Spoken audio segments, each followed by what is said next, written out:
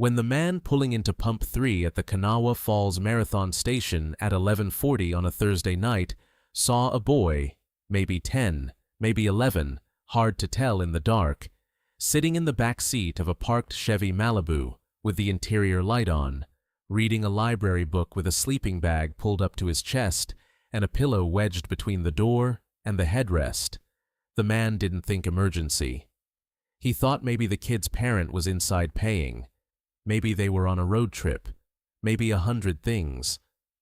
But then he noticed the car wasn't running, and the windows were fogged, and there was a gallon jug of water in the front seat, and a box of granola bars on the passenger floor, and a flashlight clipped to the visor. And the boy looked up from his book and made eye contact through the fogged window, and the man realized this wasn't a pit stop. This was a bedroom. The boy rolled down the window 2 inches, not all the way, 2 inches, controlled, practiced, and said, "I'm okay. I'm just sleeping here. The house isn't safe at night, so I sleep in the car. I've been doing it since September." Not lost, not abandoned, not running away. A child who had voluntarily relocated from his own house to a parked car in a gas station parking lot because the car was safer than his bedroom and the parking lot was quieter than his hallway. A boy who had built himself a shelter in a Chevy Malibu with a sleeping bag and a book and a flashlight and a water jug because nobody had built him a safe one inside. The Marathon Station sat at the intersection of Route 60 and Route 16 near Kanawha Falls, Fayette County, a 2-pump station with a convenience store that closed at midnight but left the parking lot lights on all night. The lot was half gravel, half cracked asphalt, and it sat far enough from the road that the truck noise faded after 10 p.m. It was the kind of place that existed between places, not a destination, just a pause. Garrett Deal was filling his truck because he'd been running late on a rewiring job at a church in Golly Bridge, and the gas light had been on since Smithers. He was 45 years old, 6 feet 2 inches, 272 pounds, with a dark beard streaked copper, and hands that had been pulling wire and bending conduit for 23 years. Master electrician, licensed in 3 states, the kind of guy whose truck had more tools than furniture. He was road captain of the Kanawha Iron MC, a 12-member club based out of Montgomery that rode the gorge roads every other Saturday and met at Garrett's shop on Tuesdays. Subscribe to Asphalt Angels and hit that notification bell.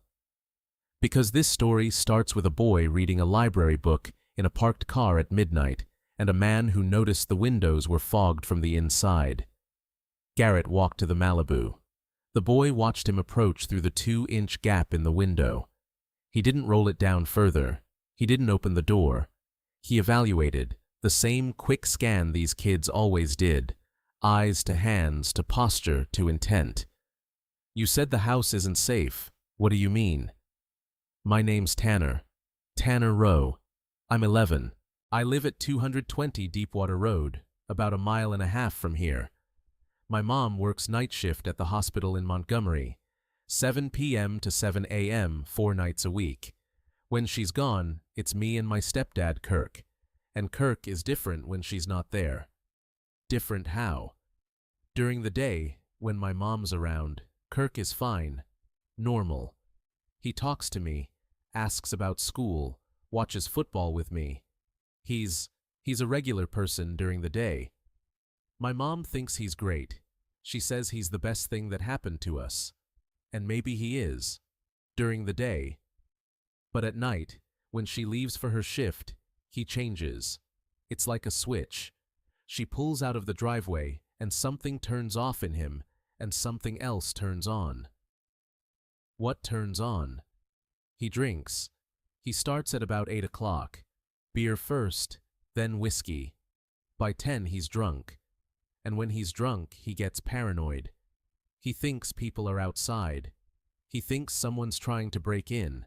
He walks around the house checking windows and checking locks, and he carries a flashlight, and he shines it in every room, including mine.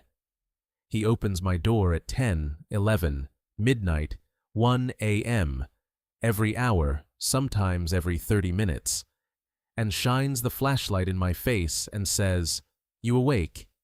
If I say yes, he says, "Good, stay alert."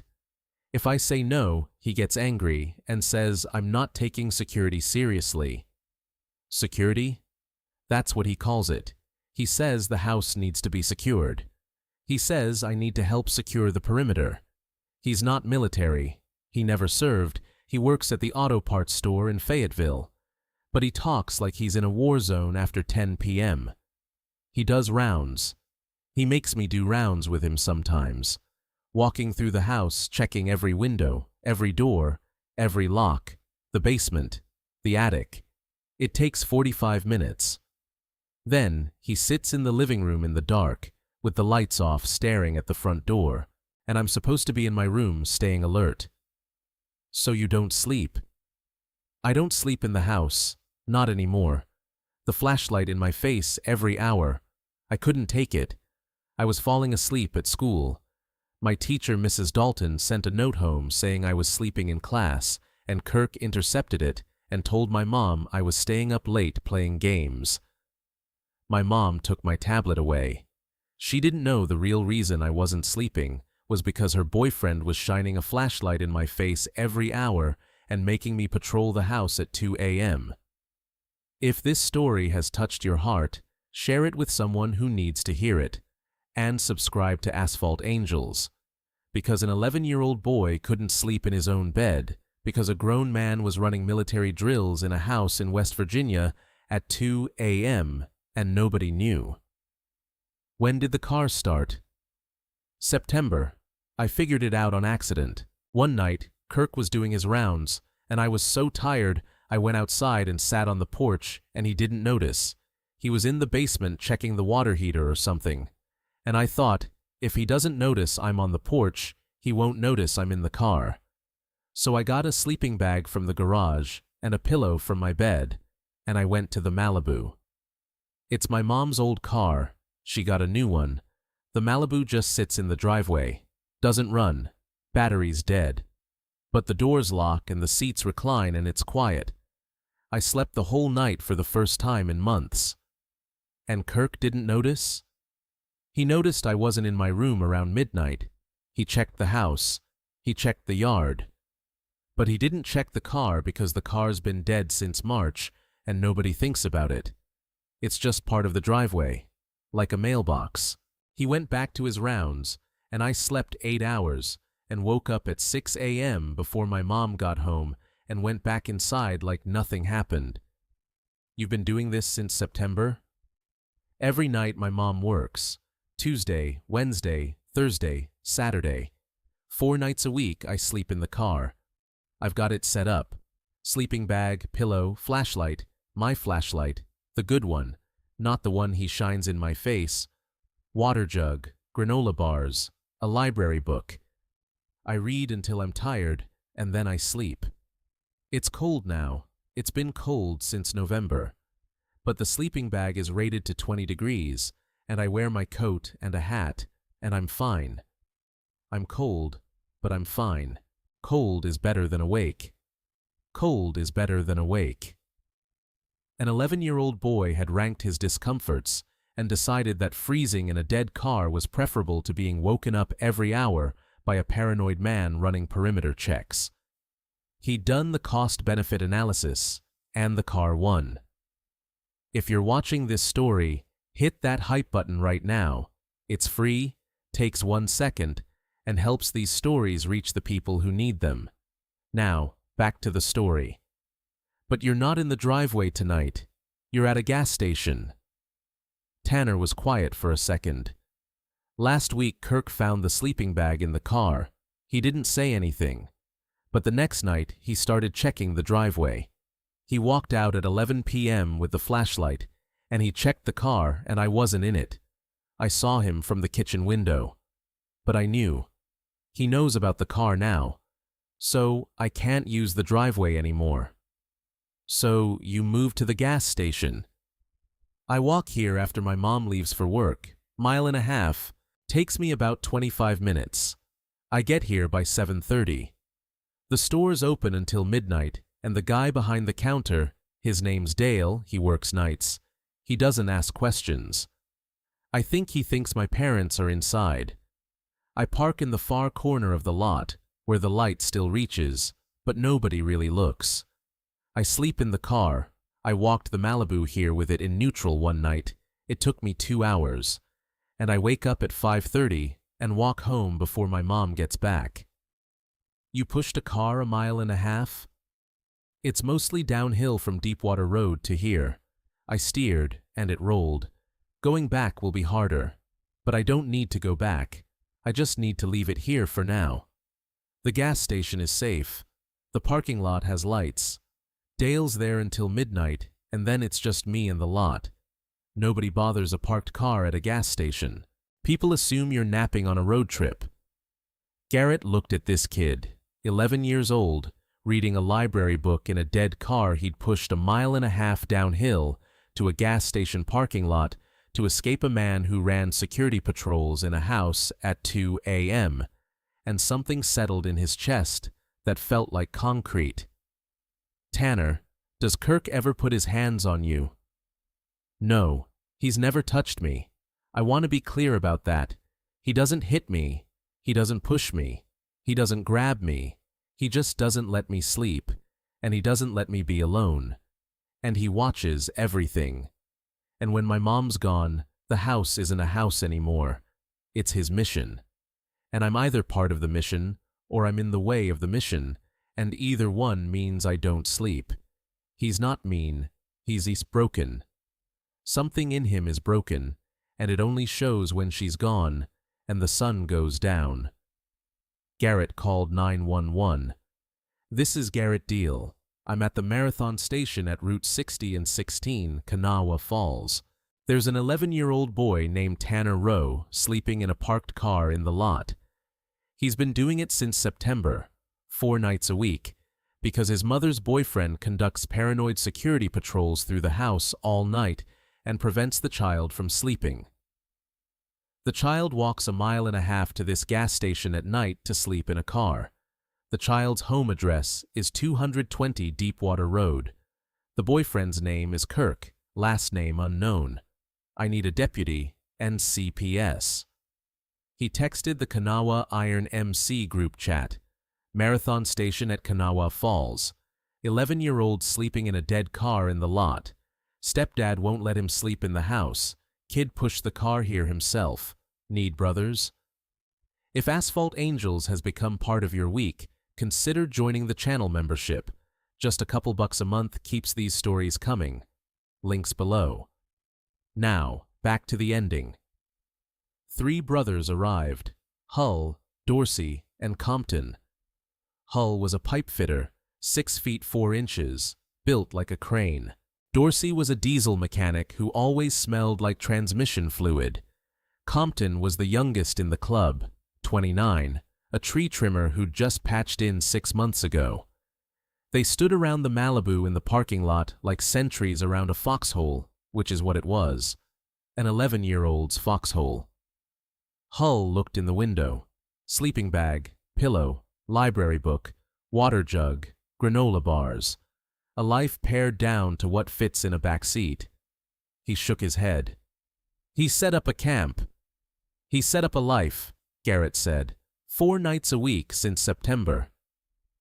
Dorsey walked around the car once, looked at the tires, flat on the rear passenger side, looked at the steering column, looked at the path from the road to the parking spot. He pushed this car here? 1.5 miles, mostly downhill. By himself? By himself. Dorsey put his hand on the hood of the Malibu and stood there for a second. He was 42 years old, and he'd been fixing engines since he was 15, and he'd never been angrier at a car that didn't run. Not because it was broken, because it had to be a bedroom. Compton, the youngest, walked to the far end of the lot and stood there facing the road. He didn't say anything.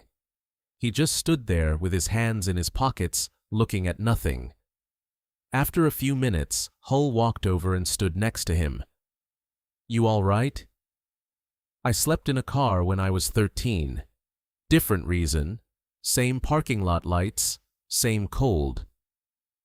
Hull didn't say anything else. He just stood there next to him and let the silence be what it was. A Fayette County deputy arrived, a woman named Prater, who took one look at the Malibu setup and called for a second unit. CPS caseworker Jolene Doss arrived from Fayetteville, a wiry woman in her 40s who had the kind of energy that filled a room without raising her voice. She sat in the front seat of the Malibu with Tanner in the back, the sleeping bag still around him, and let him talk. He told her everything. The rounds, the flashlight, the stay alert, the sleep deprivation, the car in the driveway, the walk to the gas station, the car he pushed downhill, the granola bars, the 20-degree sleeping bag. Tanner, why didn't you tell your mom? Because she's happy. She's happy for the first time since my dad left. She laughs now. She sings in the kitchen. She says Kirk is the one. And if I tell her what happens when she goes to work, she'll have to choose, me or him. And I don't know which one she'll choose. I'd rather sleep in a car than find out. I'd rather sleep in a car than find out. That sentence. An 11-year-old boy chose a dead Chevy Malibu in a gas station parking lot over the risk of learning whether his mother would believe him. He chose cold over the answer to a question he couldn't afford to ask. Jolene went to the house at midnight. Kirk Dempsey, full name Kirk Allen Dempsey, 36, was in the living room with the lights off, sitting in a recliner facing the front door. When Jolene identified herself, Kirk said, "Are you here about the perimeter? Did someone report a breach?" The deputy exchanged a look with Jolene. Kirk wasn't aggressive. He wasn't hostile.